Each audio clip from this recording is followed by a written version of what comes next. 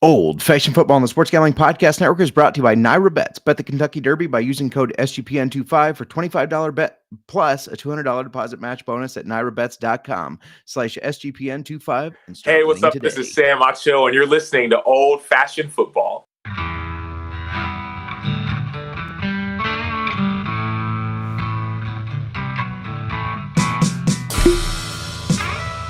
Old Fashioned Football.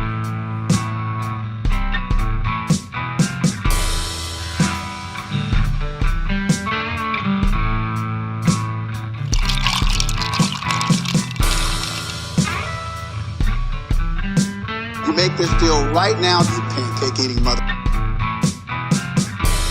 All right, deal.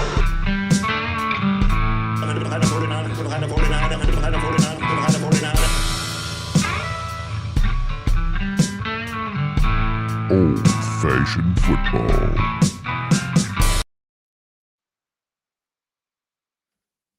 Welcome to Old Fashioned Football. If you're wondering who you listen to, this is JMark. You can find me in the X at JMark Football. And if you're wondering who us is, that's at Old Fashioned FB. Before I keep going,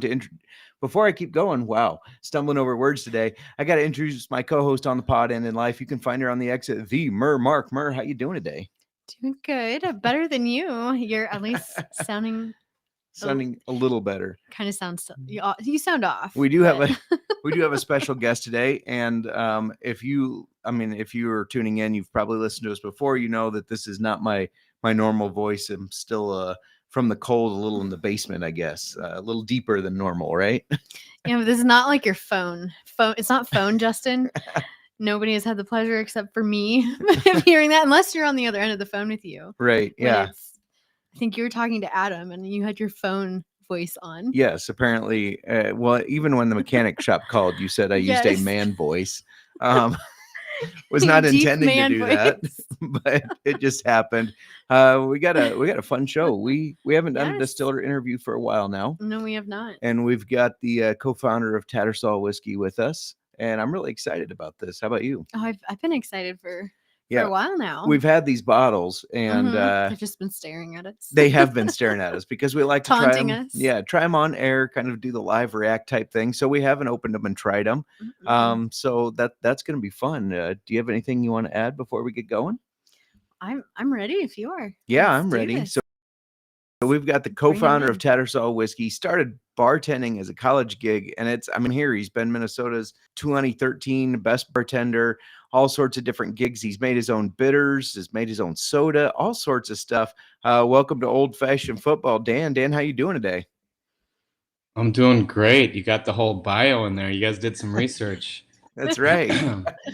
I had to clarify because on Tattersall's website, it said you kind of started out at the strip club Meat and Fish. And I was like, the what? But not an actual strip club.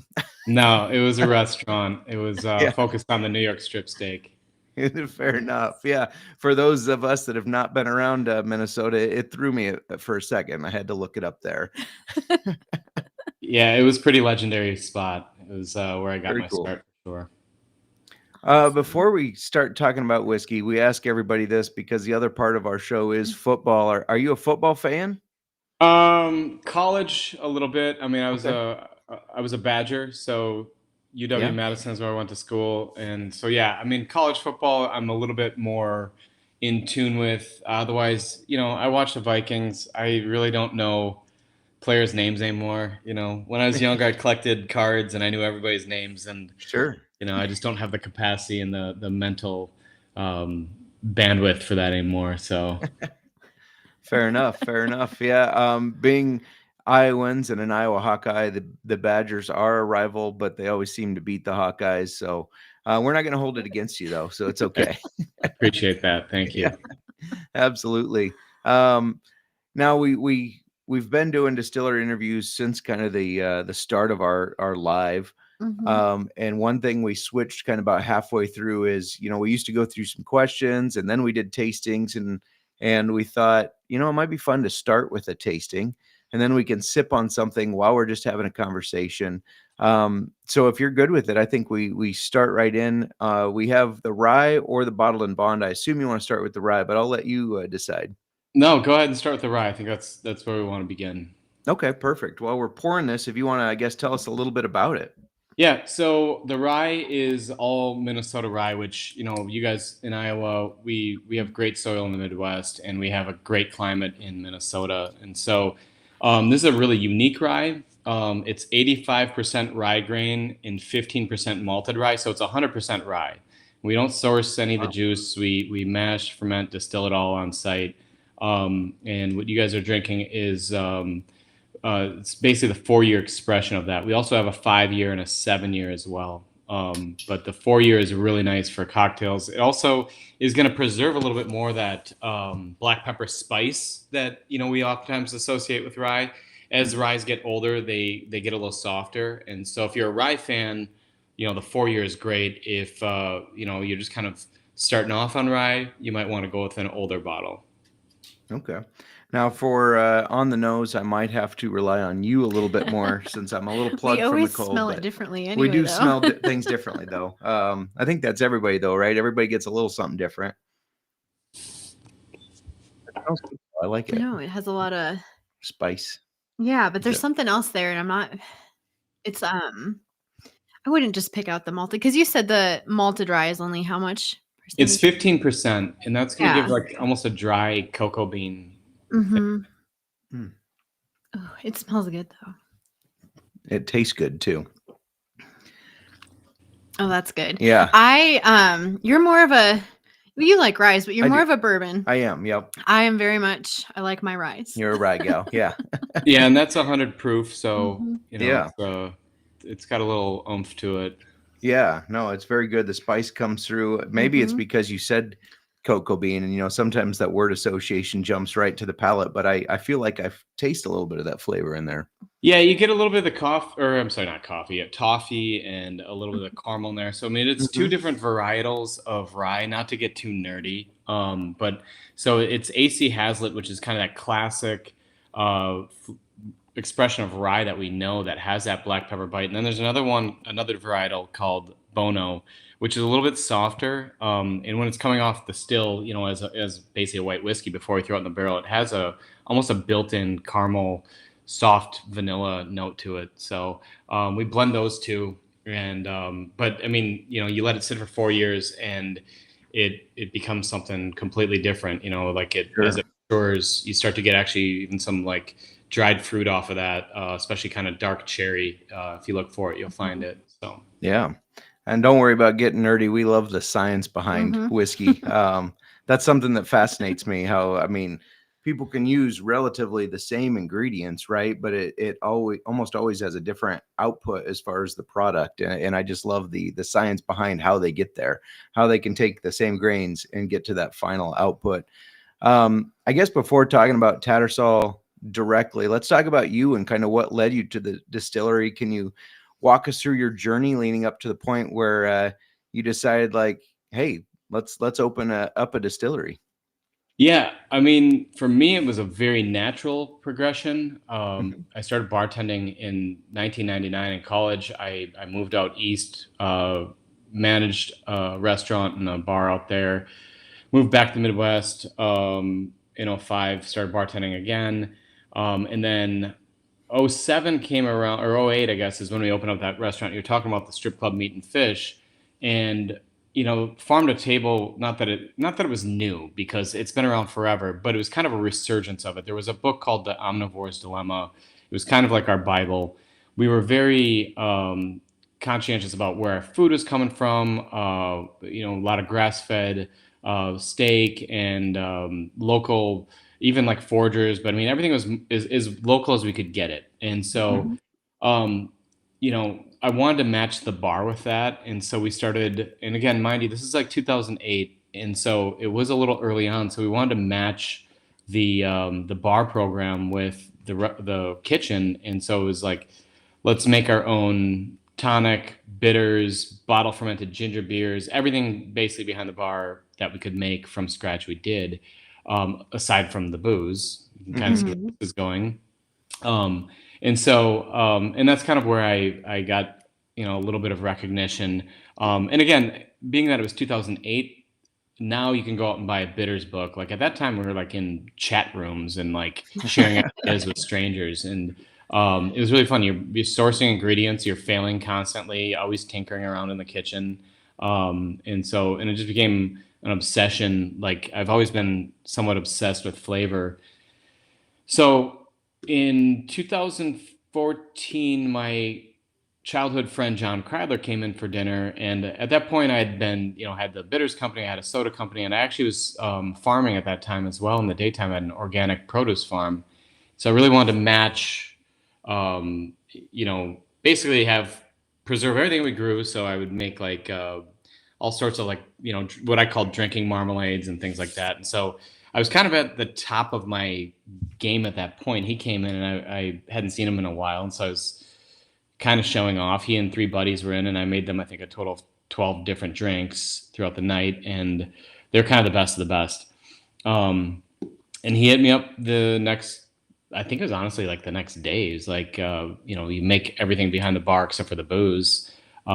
He's like, what do you know about that? And I was like, well, I've got a pretty vast knowledge as far as botanicals go and how things are made. And we got together, had a beer, and started talking about distilling. And in fact, I mean, John is he was an investment banker, hedge fund manager. So I mean, we think very differently in a very complementary way. But he already had a business plan written out, and so like I just sat down. He dropped a business plan in front of me, and at first I didn't really get it. I was just like making suggestions. I'm like, well, I think you should do this, and I think you should do this. And he was like, no, dude. He's like, I want you to be my business partner. And I'm like, done. Great. Let's do it. I mean, as a bartender, I didn't have to think about that as much because it was like kind of like the ultimate dream. And so, I mean, in Tattersall, when we opened, we were a little different. We opened when we first sat down and talked, it was April of 2014. We opened 15 months later in July of 2015. But the way we opened was the laws had changed in Minnesota, and we really put the bar at the center stage of the distillery, and it was all about the cocktails. And so we weren't just making, you open up a distillery, you make vodka, you make gin, and then you wait for your whiskey. And what can you do with your vodka and gin? You can, you can make a Tom Collins, a vodka soda, gin and tonic, kind of mules, things like that. And I was like, no, we want to do more. So we were making Aquavit. We made, a bunch of different liqueurs. I mean, at this point we make probably like 26 different products. Wow. But we opened up making about 10. So it allowed us to make some really cool cocktails so it was differentiating from the other distilleries around. And I'm not, it was just like more, I didn't want to get bored. I think is kind of where it was at. I was like, I'm going from a bar with, you can get everything. And so I'm like, I want to be able to make everything. For us, the real exception is like agave spirits. We don't make those, but sure. Eventually we're like, let's make apple brandy. Let's make, different, Aquavit. Let's make all sorts of stuff. Fernet, Amaro. We make like a Campari, like I wouldn't say it's a knockoff. It's totally different, but it's bitter orange, so you can make a Negroni with it. And then we made vermouths as well. So, but yeah, wow. I mean, that was kind of, we opened up and wanted to, it was kind of like my masterpiece at that time. So it was wild. It was fun. We worked nonstop, but it was great. Sure. No, we still do. So it's just different. Now I'm in sales. Yeah, right. I know we're here to mostly talk about whiskey, but I want to circle back to the Aquavit that you guys make, because I was looking online at everything that you guys make, and you make everything. But that's like I've never heard of that. I've never tried that. But you have 2 different kinds that I saw online, because you have that toasted coconut, and then you just have the. Yeah, if you say that out loud, toasted coconut Aquavit, I think the Scandinavians are going to probably assassinate me. What is the flavor profile? Obviously the toasted coconut, but of just regular Aquavit, what is that like? Yeah, so standard Aquavit, I mean, it's distilled in the same way as gin, where gin, is really synonymous with juniper. Aquavit is synonymous with a number of botanicals, but namely caraway and fennel. You can also use dill, and we don't. Some people will use cumin, but you don't find that very often. But so ours is a very Danish style where it's a corn base, and the main flavors are caraway, so kind of like pumpernickel rye bread, and then fennel, so you get that softer licorice flavor. And then we also, we kind of overthink every recipe. We're into obviously flavor and aroma, but then sensation's a big thing too. Like we want to be playful on the palate, and so some botanicals we'll bring in just for sensation. So there's a total of 15 botanicals in there, but the mass majority of that is just that caraway and fennel. And our Aquavit is really, I mean, it's been very well awarded. It won double gold and best in show, best in class at San Francisco World Spirits several years ago. And you can, I think what the Scandinavians are going to, around Christmas time, they're going to throw it in the freezer and they're going to take shots of it. And that's great and it's fun. But I think it's a really cool cocktail ingredient. So like really easy drinks, you can just sub out gin, let's say in a Southside cocktail, which, gin, mint, simple syrup, and lime, and you shake it. You just sub out the gin, you put in Aquavit, and it's absolutely like a stunning drink. One thing then we started doing, I actually was having this conversation earlier today. Everybody makes fun of me. I'm like a coconut junkie. If there's like coconut in a drink on a list, I'm getting it. And so we started infusing, it actually started from a bitters. I made a toasted coconut bitters, and I was like, let's just fat wash the Aquavit with toasted coconut. And that's what we did. This is back in 2015 to make these, some cooler, like kind of tiki style cocktails. Yeah. I actually really didn't love the name that like people were giving it. They're calling it Nordic tiki. And I'm like, let's just call it a cocktail. I don't know. But it was, but what we found is that the Aquavit, caraway especially, pairs really well with pineapple. You infuse the coconut, add some lime juice, and you've got just this killer, very simple cocktail. Customers kept asking for it, and I'm like, I can't possibly fat wash this in mass. And so we worked on it for several years trying to figure out how to crack that code, because coconut does not want to get distilled, and so we have to do basically a CO2 extraction of it before so that it will actually distill. So anyways, the toasted coconut Aquavit is one of my favorite things we make. I know it's very blasphemous to the Scandinavians. So. Well, that sounds very interesting to me. And I love everything coconut. So that was just like, ooh, what is this? Yeah. I mean, you guys like whiskey. Coconut goes great with bourbon. It's like, there's, I don't know. I get pumped about coconut drinks. I don't know why. It's just a flavor that I love. It's a good one. I like it. Real quick before we keep talking with Dan, I got to let you know that we're brought to you by Edge Boost. Edge Boost is the first ever bank account built for bettors, ensuring all gambling transactions are approved. No usage fees, no minimums, earn cash back rewards, 100% approval for all betting deposits. Sign up today at edgeboost.bet with promo code SGPN. Deposit $25 and Edge Boost will match the deposit. That's edgeboost.bet, promo code SGPN. We're also brought to you by Naira Bets. It's Derby week at SGPN. Make sure to check out our horse racing podcast, Notorious OTB. Wolf of Oaklawn doing great things over there, giving you all your picks. Plus, get in on the action, the most exciting 2 minutes in sports with Naira Bets. Sign up today and boost your Derby bankroll with $25 free bet and $200 deposit bonus with promo code SGPN25. Join now, claim your $25 free bet and $200 deposit match bonus at nairabets.com/SGPN25. And of course, we're also brought to you by MyBookie. MyBookie.ag is your place to bet on every sport, including the NBA playoffs, plus props for every game for the true G-Gens, the MyBookie money bag. MyBookie accepts customers from a ton of locations, easy deposit, and lightning fast payouts using crypto. Get your Dogecoin ready. Head to MyBookie.ag, promo code SGPN for a deposit match up to $1,000. Terms and conditions apply. That's MyBookie.ag, promo code SGPN. All right, we are back. All right. So while you're going, did you just do that? I'm sorry. Did you just do that live? That was really fast. That was amazing. Thank you. He just whips through them. I was thinking Yeah, that was good. now that you have 3 in that time block, but maybe we should divvy those a little so I don't leave you alone there. But Right. but you do so good on them. Thank you. While you were doing that, I was trying this the rye more, because the more I'm drinking it, the more I get more flavors. Mhm. And that initial flavor that I was picking up, I think it's leather. Is that normal for somebody to Yeah. get that out of that? absolutely. Okay. Yeah. Because that's what I'm getting. And then it finishes like caramely. Yeah, I Because think the more I drink it, the sweeter it's getting to me. the leather might be imparted from the oak, actually. Mhm. So. Yeah, it just has a more. And we've said this on the pod before when we've tasted leather. People that don't drink whiskey are probably like, leather, but it's very pleasant. It's hard to describe to somebody who hasn't tasted it in a whiskey, in my opinion.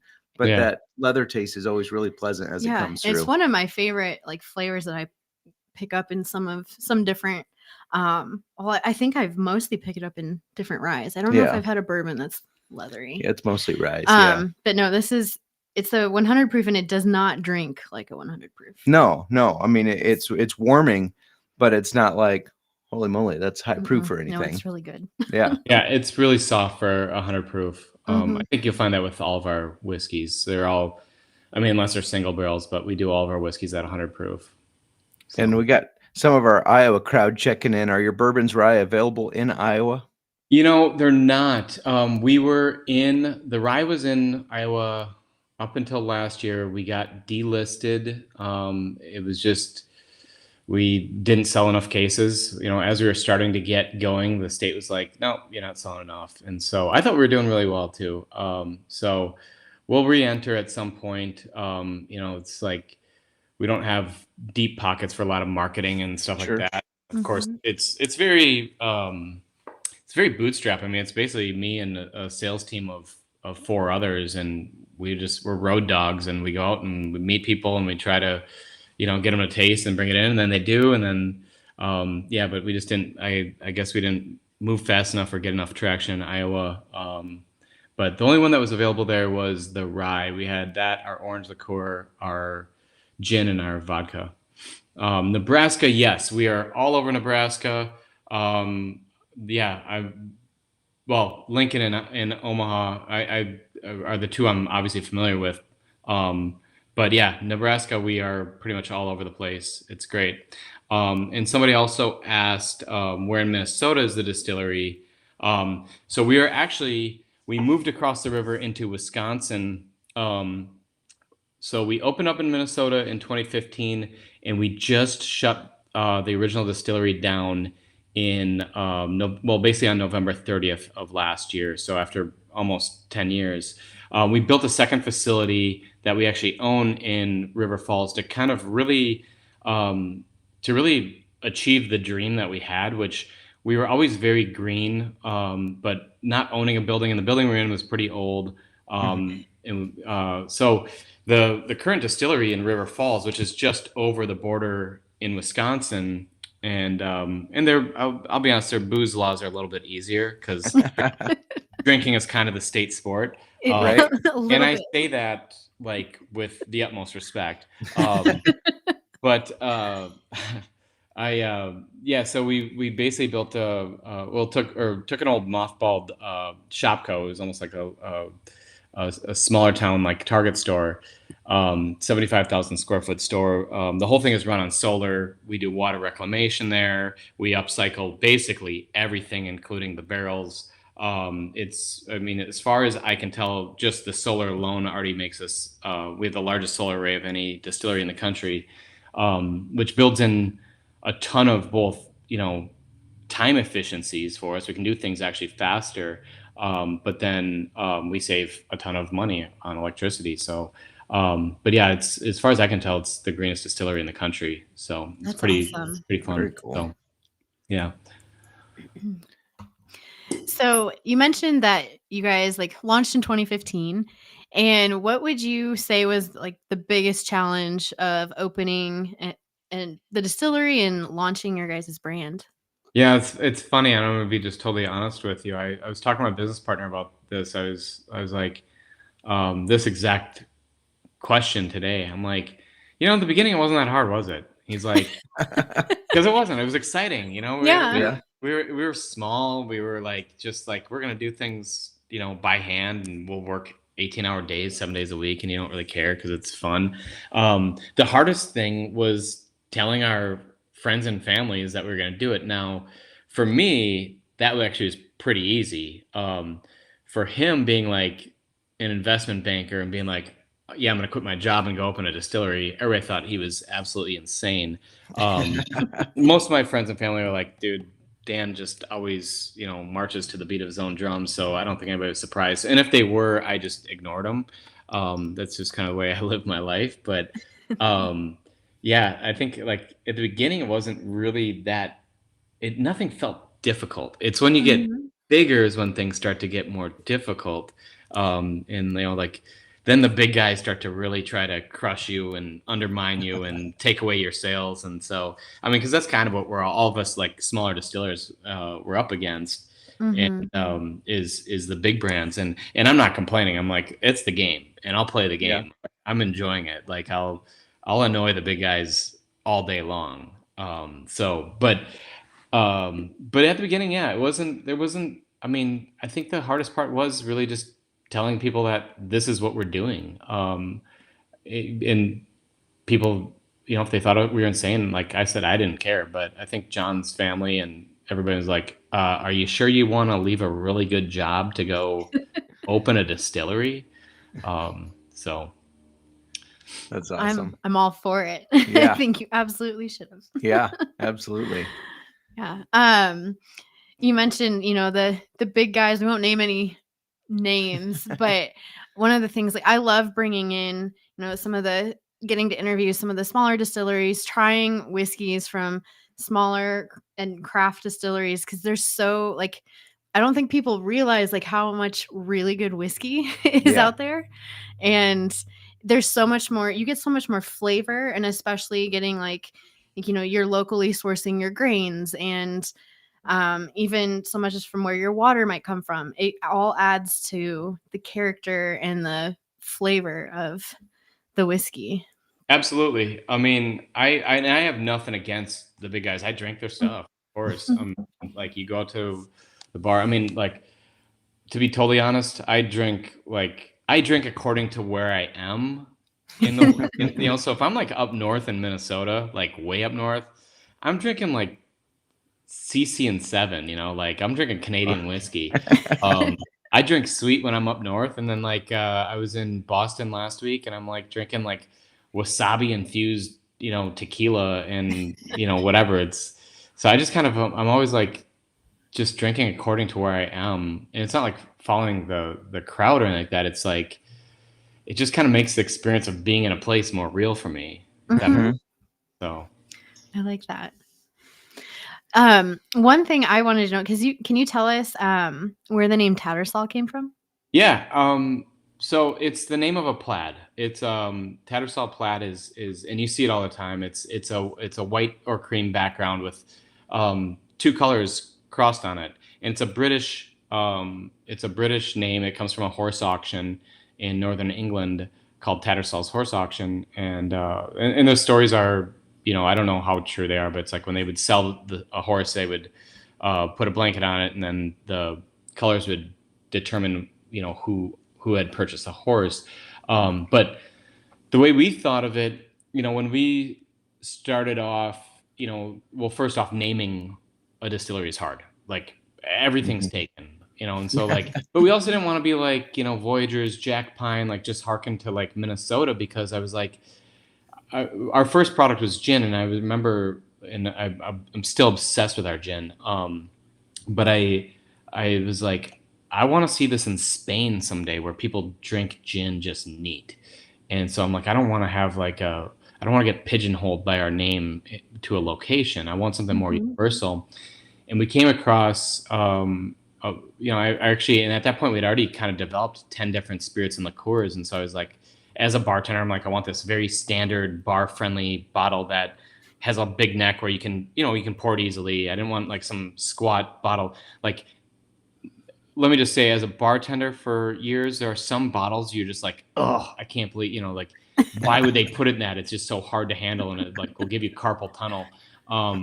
And so, but yeah, I was like, how do we really differentiate all these different products we want to make? We want to do it with color. And so like a pattern was natural, and the name Tattersall really stood out to us because it really kind of symbolized like the reunion of John and I, two childhood friends that really took two different paths in life and then kind of came back and merged into one. And so, Nice.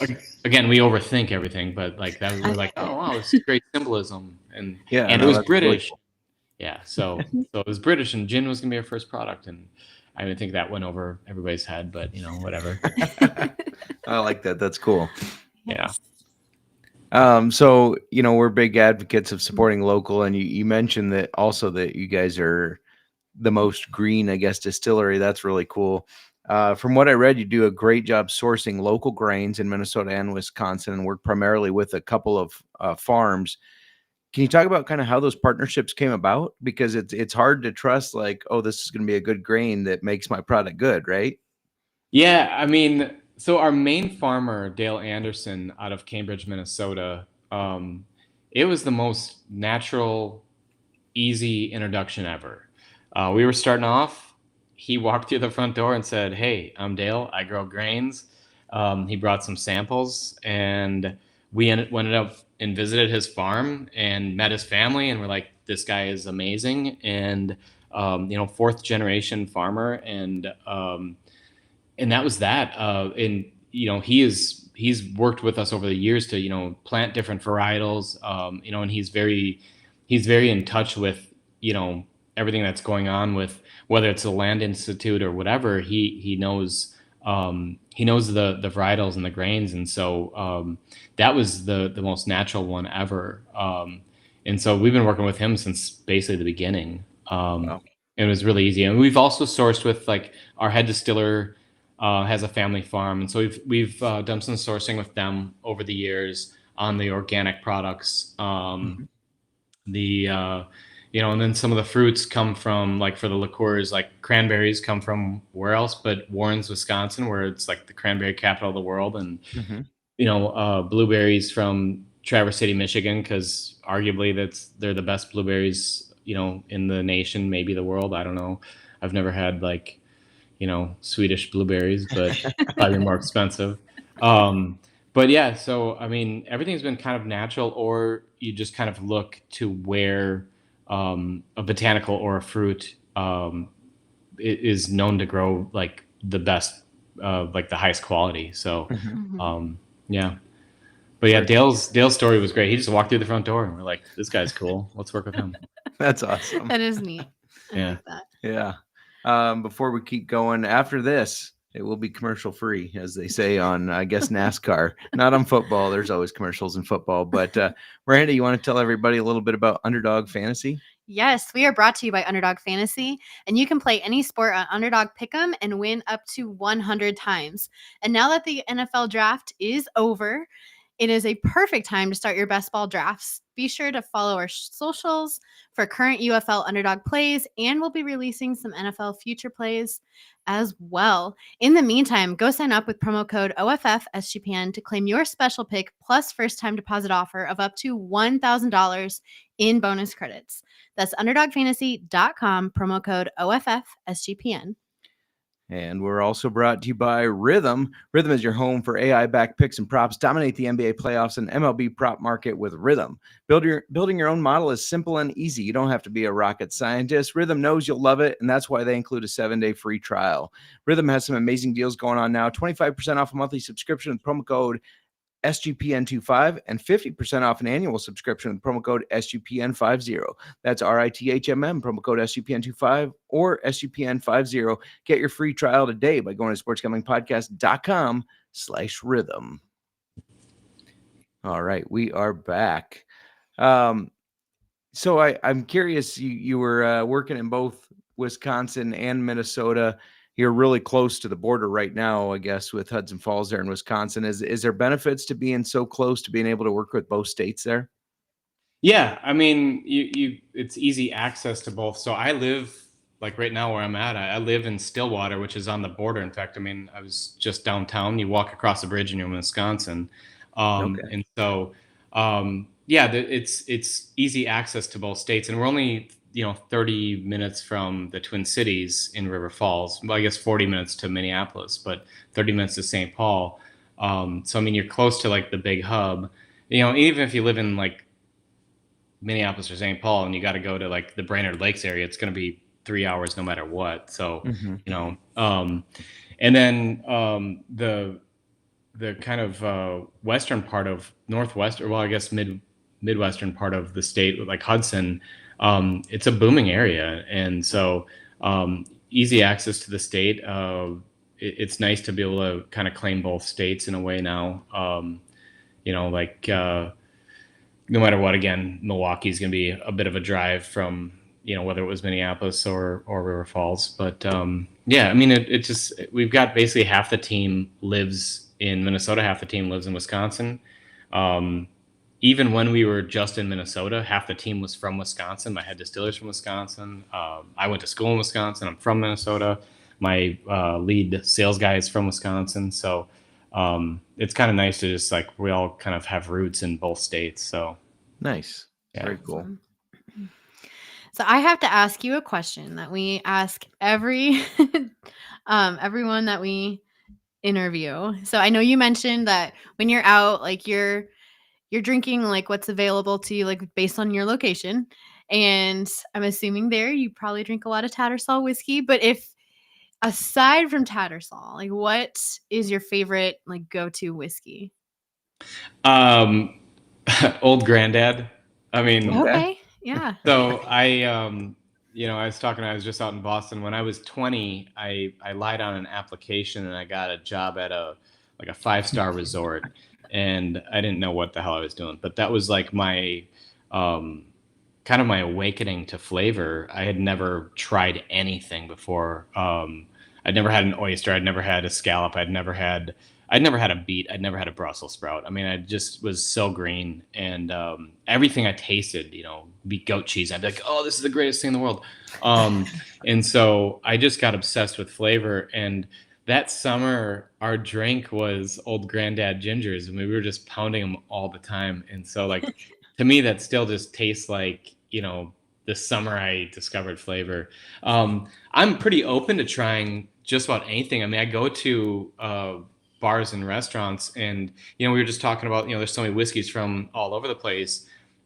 I was just in Tampa, and I don't even remember the name of it. I had just an absolutely stellar whiskey. I'm like, this is incredible stuff. And then again, you read like I'll read like the blind tasting, the 100 best whiskeys, whatever, and you remember some of them, and then you see them out in the wild. I'm like, oh, I got to try that. And so I certainly don't just drink my own stuff. I always want to explore, what everybody else is doing. I think that, we're all in this together, and we're all trying to put out something beautiful. I mean, flavor to me is hospitality. And so like, I don't think anybody's intentionally putting garbage in a bottle. I mean, there's even people out there that like Malort. So, I mean, You just had to do a shot of that. Yes, last week. during the NFL draft, with we're Bears fans, and so we were on the main show for the draft. And I said if they didn't pick an edge rusher or a running back, I would do a shot of Malort. I do not like the taste of Malort.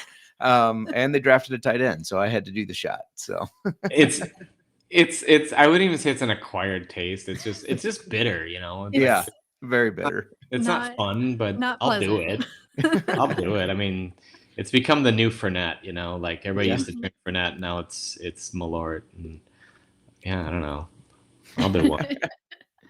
Well, I know you probably drink different things than just whiskey, but if you had to single out a Tattersall whiskey, what's one's your favorite? The 6-year wheated bourbon right now is just stunning. And I was really, so you guys are going to have the high rye bourbon in a second here. So we make 2 different bourbons, and at 4 years, or the bottled and bond that you guys have is about 4.5.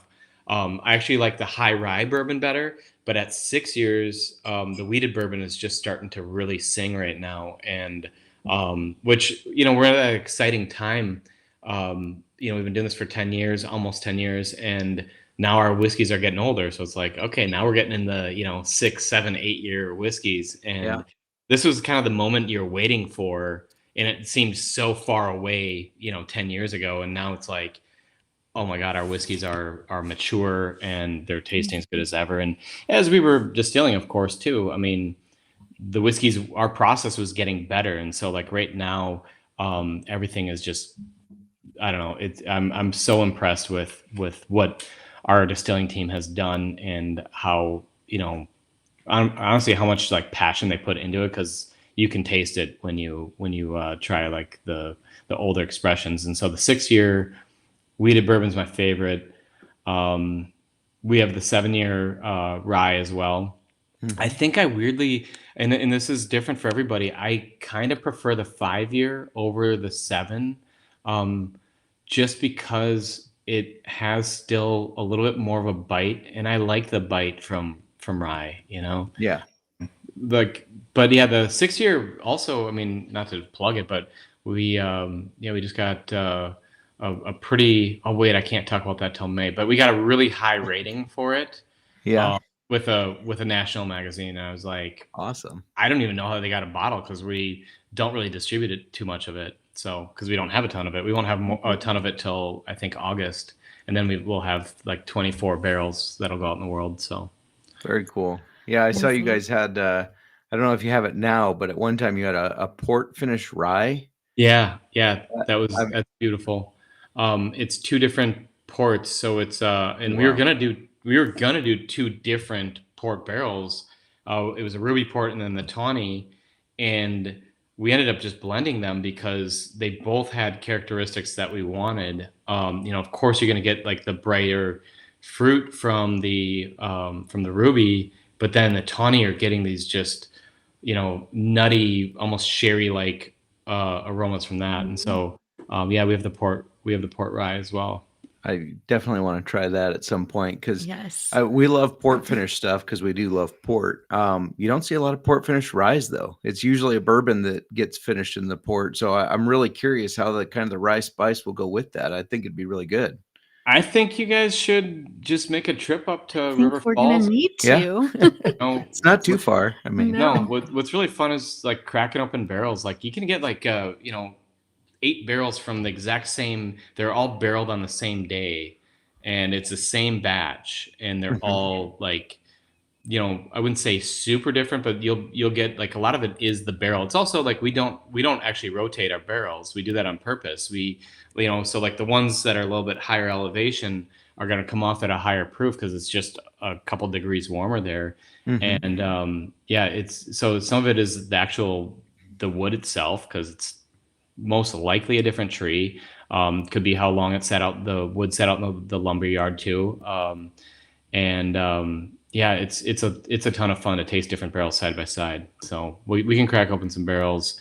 We can taste everything we ever made. You're going to want to get a hotel. Luckily, there's one across the parking lot from us. So that's perfect. Yeah. No, that sounds like a plan. Yes. Before we get to some more questions, do you want to walk us through? I'll pour this bottled and bond, but kind of walk us through that. I know we already talked a little bit about it.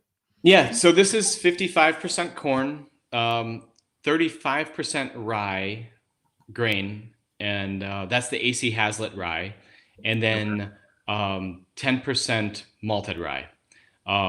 And so did I do that right? Yeah, 55, 35, 10.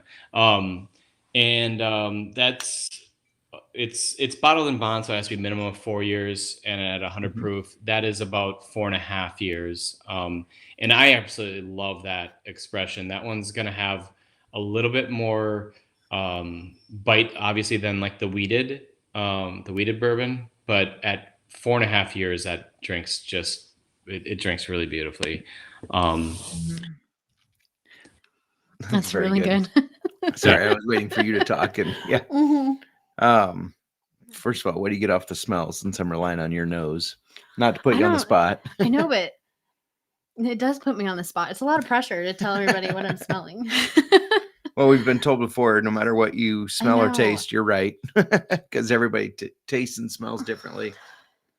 I definitely get sweetness to it. Yeah, there's a little bit of sweet there. I'm trying to figure out what sweet I'm smelling because it's not really caramel to me. No, it's not caramel. You're right, but I'm not sure. Mm-hmm. The taste I is think, the taste is phenomenal. yeah, but am I smelling corn too? I'm getting a lot of corn, I think. Yeah, there's definitely corn in there. Go ahead. Sorry. You might be getting like a little bit of graham cracker on there. Yeah, I think that might be. I was going to say molasses, but graham crackers probably. Well, that's close. brown sugary graham cracker molasses. Rod, who hosts the NASCAR now gambling. that you say graham cracker and I smell it again, I don't know if it's the power of suggestion, but right? I do. It's graham cracker. I was getting molasses, so similar thing. Rod, who hosts the NASCAR gambling podcast, says, "Let me know when the barrels start cracking. I'll hop on a flight." He's located in California. It's a long flight, but you're always welcome, Rod. Rod, I would come out in the warmer months, which are starting right now. Don't do it in the winter. I wouldn't put you through that, but anytime you want to come out, just let me know. Justin and Miranda can connect you with me. I'm happy to give you a personal tour. I do it all the time. I love it. I mean, I'm very proud of what we've done out there. And so, we can crack barrels and we'll taste everything. Sounds awesome. So speaking of like tours, can you tell our listeners like what they could expect from an experience traveling up to the distillery? Yeah, I mean, so if you come on a Saturday, we do public tours. If you come on another day, you're gonna want to just reach out and set something up. And myself, my head distiller, my business partner, there's a whole bunch of us that are happy to do it. But you basically walk into the distillery. The first thing you see ahead of you is it's our retail shop, but there's a tasting bar there, so you can go and you can sample basically everything that we make if you want to, which would be insane. I don't think anybody's ever really tried to run the gamut, and if they did, they gave up. But challenge accepted. Right, and then to our right is a bar restaurant, and then if you look down to the left, we have like a giant event center. And there's a amphitheater attached to that, so we'll do like concerts and we'll do weddings and things like that down there. We have out on our patio for the warmer months, which basically are starting today. The warmer months the music doesn't start for another month or so, but we have a giant patio and then we'll have live music out there. There's the stage is built out of barrels, which is really cool. Oh wow! And then.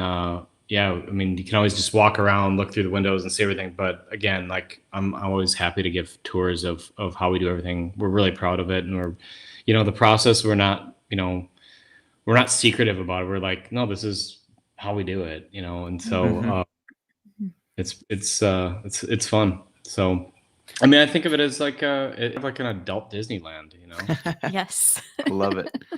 The more I'm tasting this bottle and bond, the character and the taste is great, but the finish is really nice because it stays with you for a nice long time. And it's just a really nice finish. I like that of it.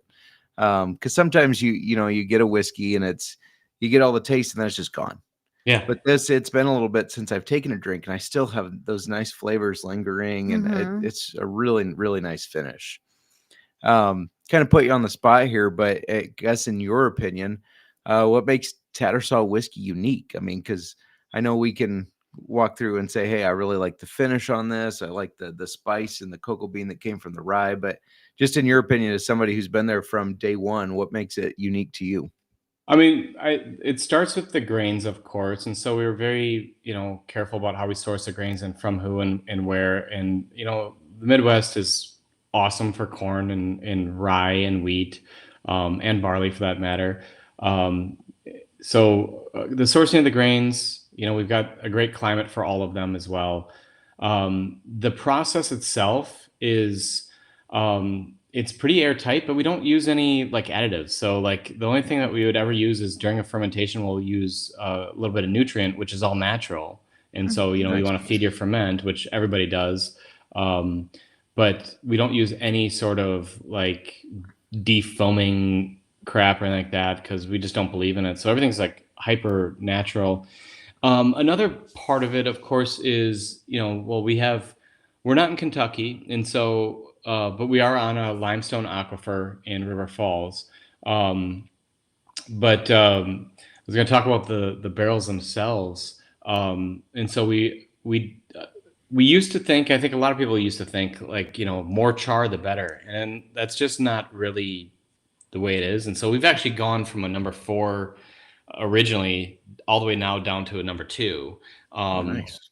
And so, I mean, the char is just, the level is really just how deep it goes into the wood. And so the way we do it is we have the barrels toasted first, which brings a lot of flavor to the surface, and then you char that, and not as deep of a char. You still get the gorgeous color, of course.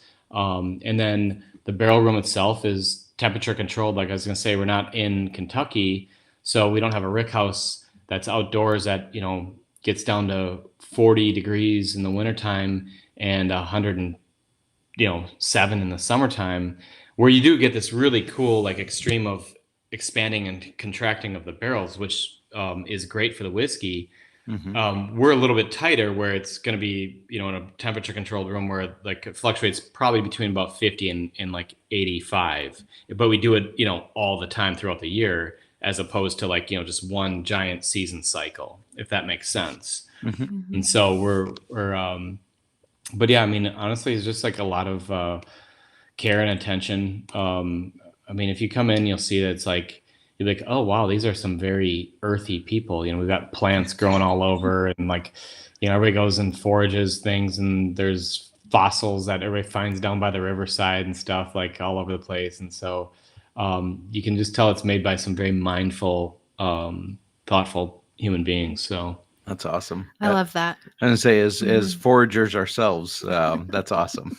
Oh, really? Our head distiller put out we helped publish it, but I mean, it's really about him, because he and I have been working. Actually, he worked at the strip club Meat and Fish with me, and so, but he's like a genius forager, and so we put out a book last year about foraged cocktails, like how to find these ingredients, what they look like, and different philosophies about foraging, and then, of course, a ton of recipes in there as well. And he actually, for our cask club, I think 2 summers ago, he did a 100% foraged gin, where all the botanicals, including the juniper, were foraged from within a mile of our distillery. Oh, so awesome. That's super cool. It was pretty cool. Now, I will say this. River Falls juniper is nothing compared to Italian juniper. Sure. But City Hall called us and said, hey, we have juniper if you want to forage it. And we're like, oh, okay, great. So that's where the juniper came from, was City Hall. And what's the name of that book? The book is just called Tattersall Foraged Cocktails. Okay. I think. I'm gonna have to get that. By Bentley Gilman. But yeah, it's very great. cool. I mean, shoot me your email, or shoot me your address. I can just send you a copy. Thank you. Thank you. That's awesome.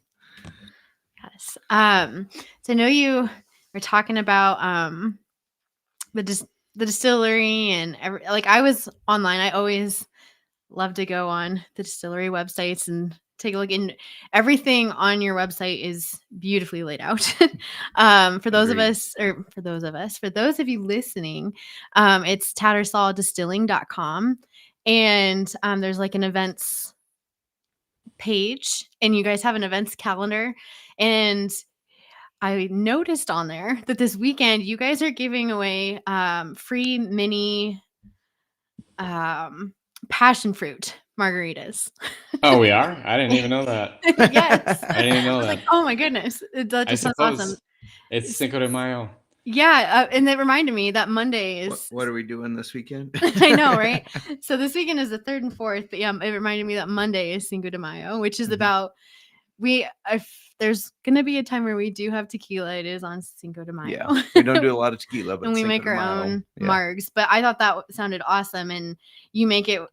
they're making it with your orange crema.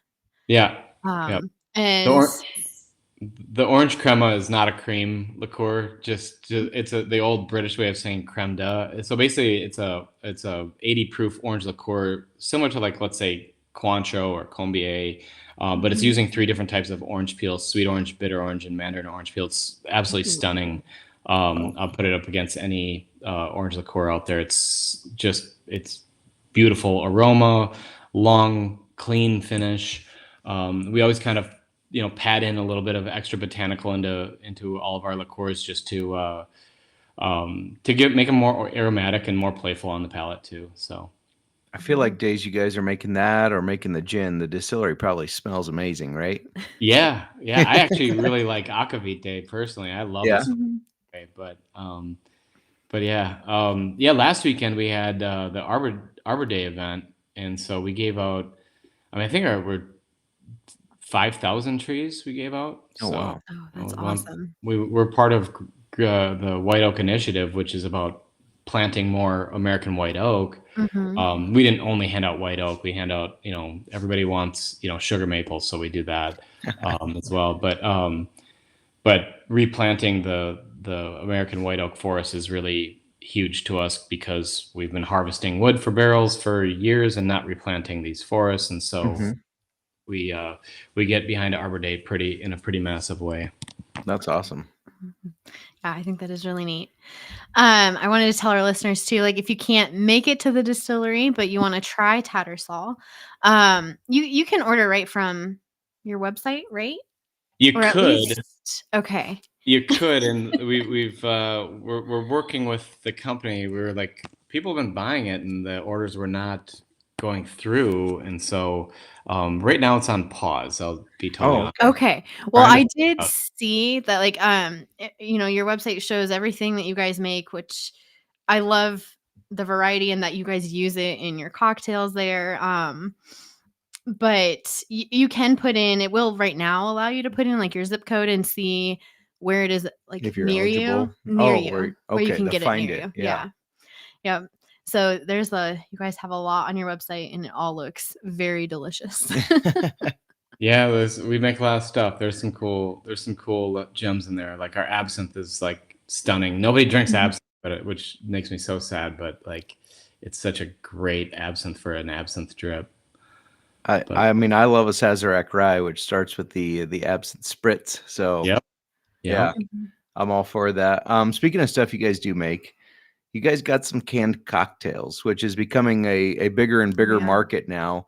I'm curious, were there any challenges? Now, I know you kind of have a background with creating a soda as well and creating bitters. Was there any challenges getting into that market of canned cocktails, or was it kind of a pretty smooth addition to your lineup? I mean, it was smooth.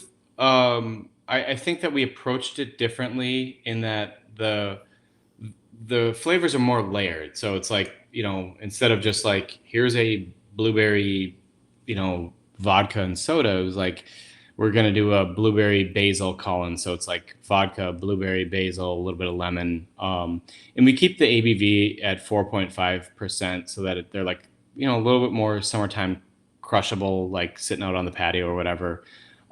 We initially launched them at 7, and I'm like, I'm getting drunk off of 2 of these things, and so I'm a light.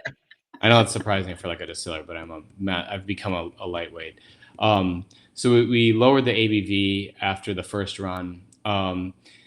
It is a flooded market, but we've approached it differently, and so it's just, for us, it's just a matter of getting people to try it. And once they do, they're like, oh yeah, these are great. We only have 3 flavors. At the moment, I would like to add one, but I don't think it'll happen this year. But what we found is that the vodka moves, the fastest. So we've got 2 vodkas and then 1 gin. And so I think we'd add another vodka. We had initially a whiskey canned cocktail that was whiskey peach tea, and so it was carbonated, so it was our rye with peach, iced tea, a little bit of lemon, and there was some mint in there as well. And we're like, people aren't drinking as much whiskey in the summer on patios, and then it was 7% ABV, and then people don't drink cans that much in the winter. And so it was like, it just seemed to be a slower seller. And then we took it off the market and everyone's like, hey, where'd that go? And I'm like, oh, damn it. So, I mean, everything, I think that the difficulties, a lot of them are kind of self-imposed in that way, where I'm like, well, okay, I misread, what the market was telling us. But it's been pretty smooth. I mean, it's, once people have them, like I said, then they become converts. So Yeah. yeah.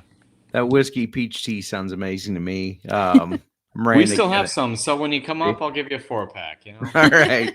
I say Miranda can attest to the fact that, like, after I mow, because we have a decent amount of land, after I mow in the summer, I want something cool and refreshing. But I really don't drink a lot of other liqueurs, I guess, than whiskey. Sometimes I will crack a margarita in a can, but I prefer a whiskey drink. So a whiskey peach tea, I mean, that just sounds super refreshing after sweating, mowing, and a hot day. We got you covered. I love it. Nick Fortune checking in late to the party. Let's talk whiskey. That's what we've been doing. Is there anything else you wanted to kind of add about Tattersall? I don't know. I mean, like, there's a million things I could talk for 6 hours and then we'd lose everybody. But I think, like, the big thing for us, at the end of the day, it's, like I said before, flavor is hospitality. And so I mean, really think of the whole place as just this, like, hospitality mecca. And even from the distilling process, it's like, well, this is going to end up in somebody's glass, and you want them to have a memorable experience. And so and all the way to giving out the passion fruit margaritas that I didn't know about this weekend. But I mean, it's all about hospitality and trying to, like, welcome people and hopefully create some good memories, because when people come in, they're, they might be there for an anniversary or celebration or, a graduation, you name it. And it's like, it's up to us to really, to magnify that experience. So. Yeah, absolutely. Do you have anything else you wanted to add? I was just gonna say, I love that the flavor is hospitality. I love that. Absolutely. Yeah. Well, Nick, I'm sorry for Nick. He missed all the whiskey talk, and he just had to hear me rah hospitality. Yeah.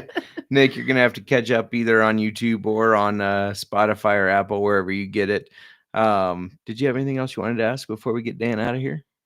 No, I want to thank you for joining us, for sending us some of your amazing whiskey to try. It's very good. Very, very good. And this has been fun. Absolutely. Yeah. Well, Justin, Miranda, thank you both very much. It was a pleasure being on. And don't forget to shoot me your address so I can get you the copy of that book. Absolutely. Well, thank you. We're going to get everybody on out of here. If you'll stay with us for just 1 second as we close the show out. Miranda, I don't have anything else to add. We will be back to talk a little bit football NFL tomorrow. draft. Yeah. Recap. All right. Thanks, everybody. Take it easy.